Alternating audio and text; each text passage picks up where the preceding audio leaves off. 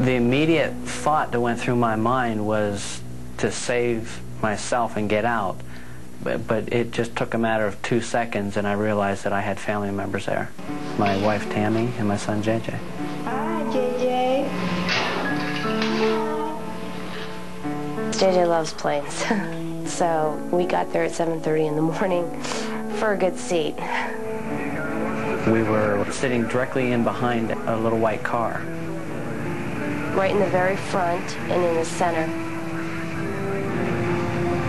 JJ was 2 years old at the time, and he was sleeping on the ground directly in front of us.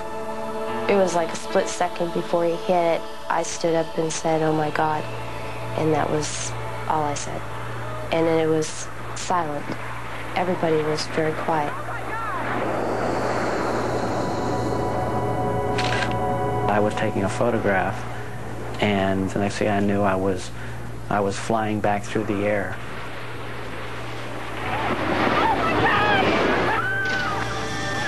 When the plane impacted, it threw me. Jeff was next to me, and he took my hand, and somehow or some way ended up being together when we landed.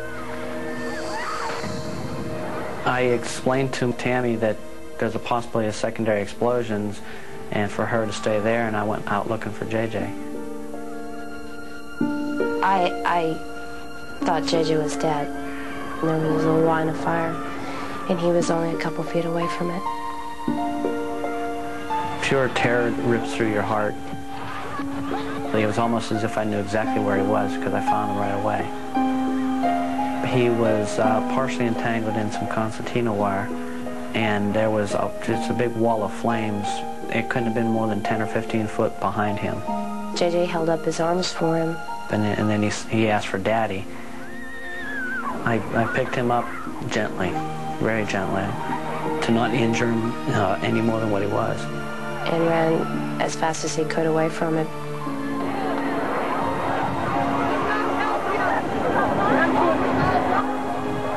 I remember where the first aid station was, so we just went the most direct route to get there.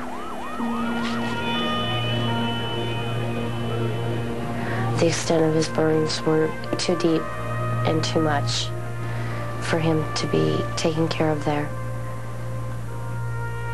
We were medevaced back to the United States because of the severity of JJ's burns. As a mother, whenever her child is hurt, you want to take the pain away, and you wish you could trade places with them, but I knew I couldn't. There were times when your baby's got to go through all those different operations that they described. It was something you don't want to hear. I still think about the people that were there. I wonder about two little girls that were standing next to me, and I never knew what happened to them, and I wonder about them a lot.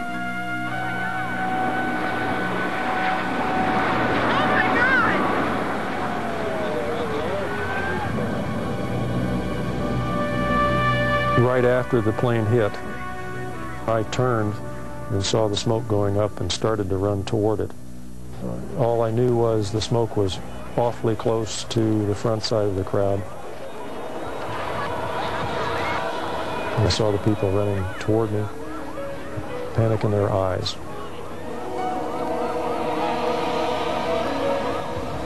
When I first came up, I realized there was work to be done. My job as on-scene commander was to pull together the team that will take care of saving lives up there. This was a major disaster with large numbers of casualties. We would be responding literally with all the assets we could pull in.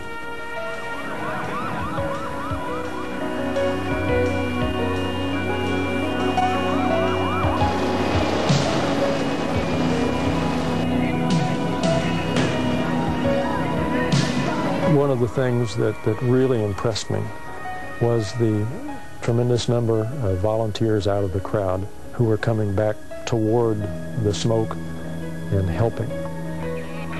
The injured very quickly had people there taking care of them.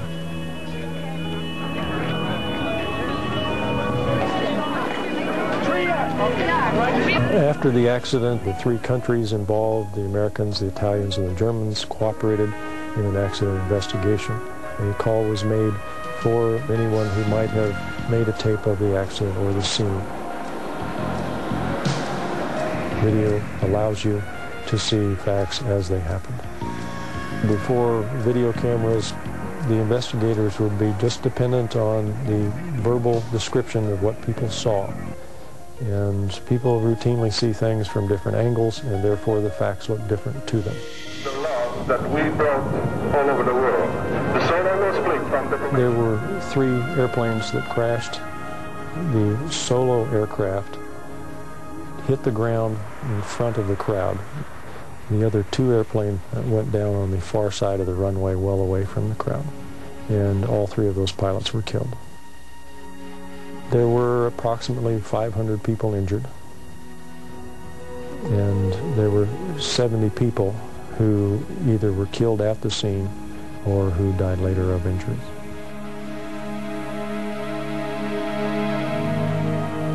There's no question that the videotapes were very valuable to those trying to understand how the accident happened and learn about the response that day. I'm very, very proud of the tremendous response from both professionals and volunteers. It was a major factor in saving lives. It was a tremendous tragedy, and the grief was shared by all. The section downward throw in the sky, the shape of a heart. That shows our love for all of you. It's very hard to think that their symbol of love could kill. It was like I had a spirit within me that said, they're not there, your friends are gone.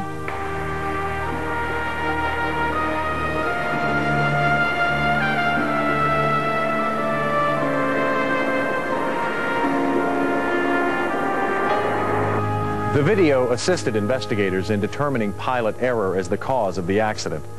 Since this tragedy, there has not been another aerial demonstration at Ramstein.